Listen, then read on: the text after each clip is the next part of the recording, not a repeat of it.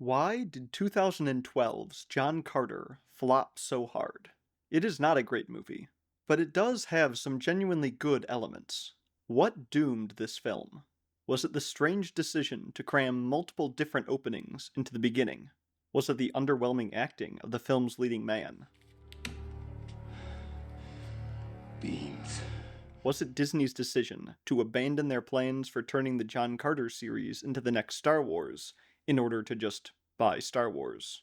Or was it, perhaps, that it is just really hard to make a good adaptation of a century-old pulp novel about an unaging Confederate cavalryman teleporting himself to Mars, where he leaps around shooting and stabbing people totally naked?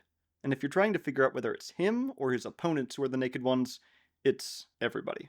That alone makes it pretty much impossible to ever create a faithful visual adaptation of the John Carter books. Add to all those difficulties the fact that the books inspired everything from Superman to Star Wars, thus making almost everything from the plot to the world building seem derivative now. And it is actually quite impressive that this movie even got made in the first place. I'm AJ, a filmmaker and storyteller, and today let's talk about John Carter.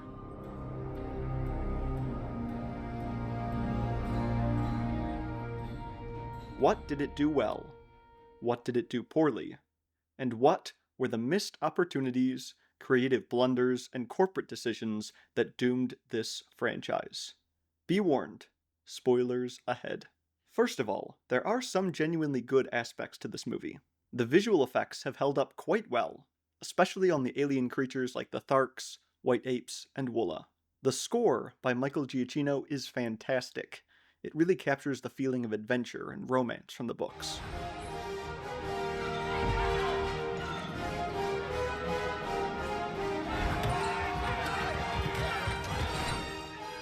The supporting cast is also filled with unexpectedly heavy hitters like Willem Dafoe, Kieran Hines, Mark Strong, Polly Walker, Dominic West, Bryan Cranston, and James Purefoy. Even though some of them are only in a handful of scenes, they help elevate the film through their performances. Willem Dafoe's acting is especially impressive in the film, since his fully digital character of Tars Tarkas required him to perform in both a mocap suit and on stilts. I also have to give credit to Andrew Stanton, who both directed and helped write the film. While changes were made to the original A Princess of Mars story, the majority of them were actually improvements, in my opinion. Giving an explanation for how Carter gets to Mars was sorely needed. In the book, he basically just wishes upon a star and teleports himself there. Making the Therns the real villains was also a good move, especially when the film was originally meant to be the first in a trilogy. Their masterminding villainy is true to the book series, although they do appear later, and helps provide a more solid through line for the story than just defeating Zodanga and rescuing Dejah Thoris. Additionally, the writers gave certain characters more personality than they had in the book. For example, Dejah Thoris actually has some character beyond just being the damsel in distress she basically was in the books. Whether you like the character they gave her in the film or not, it is at least an improvement over her bland passivity in the original. Unfortunately, there were also some poor decisions made in the adaptation from book to screen. The opening of the film is incredibly convoluted. It starts on Barsoom, then jumps back to Earth following John Carter, then following his nephew, then his nephew reading Carter's journal, which jumps us back in time to where the story finally gets its feet under it. This opening is a mess, and it makes it difficult for the viewer to tell what is going on. You want an opening that hooks the viewer, not one that yanks them in multiple different confusing directions. The choice to make Zodanga a giant mechanized city on legs is also very odd. It's a complete departure from the book that doesn't really serve any purpose that I can tell, especially given the fact that only two of the red Martian cities are shown. Helium and Zodanga could easily have been differentiated without adding this confusing detail. Another weak point for the film is the main character, John Carter himself. Taylor Kitsch's performance is not great. He looks the part, but that is about it. His wooden line delivery and lack of charisma are not helped by the writing. Instead of the dashing and gentlemanly John Carter of the books, we get a generic, broody action hero with a sad backstory. Carter is interesting in the books because of his chivalric idealism and courtly southern manner. He is constantly talking about the fighting blood of his Virginian ancestors, and how he is both enamored and befuddled by women. In the movie, he is gloomy about his dead family and selfishly focused solely on his cave of gold. This at least gives him some character development to attain by the end, but even that is not brought about very convincingly. The only aspect of his character that they really got spot on is his absolute cluelessness in some situations. Like in the books, when he forgets how long a Martian year is, despite having lived there for a decade. Or in the film, when he just completely misses where the wedding is happening. Where are they? They're at the wedding! In helium! The film's greatest weakness was unavoidable. It seems derivative. The flying leaps, the floating airships, the alien arena battles, and so much else are all things we have seen before in other stories.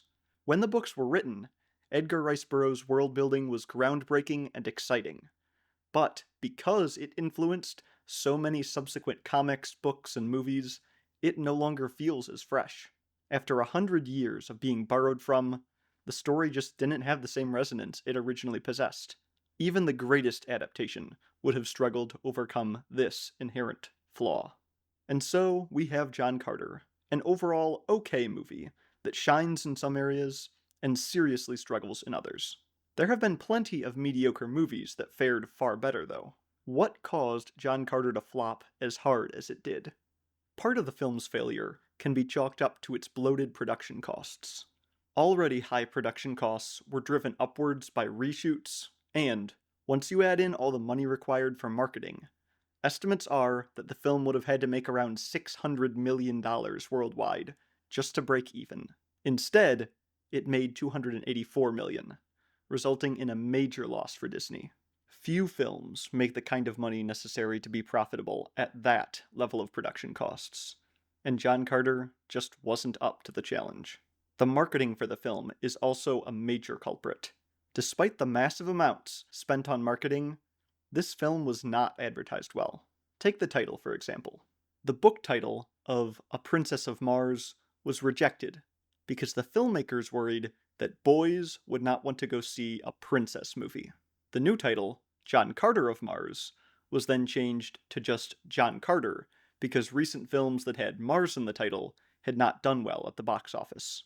Unfortunately, this left the title as just John Carter, which is not a good title. It gives no hint what the film is about, and, while it does name drop the main character, by this time the books were not really in the public consciousness. Using a character name as a film title only works when people actually know who the character is. Iron Man? Oh yeah. Batman? Of course. John Carter? Who? The first trailer for the film was similarly lackluster. It did a poor job of explaining what the story was about, and did not use the filmmaker's previous achievements or the book's influential history to try to draw in audiences. Disney also neglected to commit to the kind of massive marketing push that they would often do for this type of big budget blockbuster. No action figures, no Happy Meals, no flashy tie-ins at the Disney theme parks. I do remember seeing a John Carter billboard at Disney's Hollywood Studios back in the day, up high on some building out of the way. At the time, it made me wonder who John Carter was and why he got a billboard. The imagery on it, just like the imagery on the film's poster, gave very little clue as to the answer. It has since come to light that Disney's poor marketing of the film is partially due to the fact that they were in talks with George Lucas to buy the Star Wars franchise. Why pour a lot of money into building your own sci-fantasy movie series based on books that inspired Star Wars, no less, when you can just buy the already successful Star Wars itself? Disney didn't need John Carter to succeed, because they were already in the process of replacing it. If anything, it would be better if it failed, so as to present as little competition as possible to any new Star Wars movies Disney decided to make. And on that note, whether you like John Carter as a movie or not, it is at least a higher level of quality than Disney's disastrous Rise of Skywalker. Somehow Palpatine returned. John Carter's flop caused Disney to cancel the 2 sequels they had planned. There was not, and is unlikely to be in the near future, a Barsoom film trilogy. So that is the story of 2012's John Carter, a film by a talented and enthusiastic director that leaped for the stars, but ended up flopping in the dust instead. What are your thoughts on John Carter? Let me know down in the comments below, and like and subscribe for more videos about film, television, and storytelling. Now, learn from John Carter, go out there, and create stories.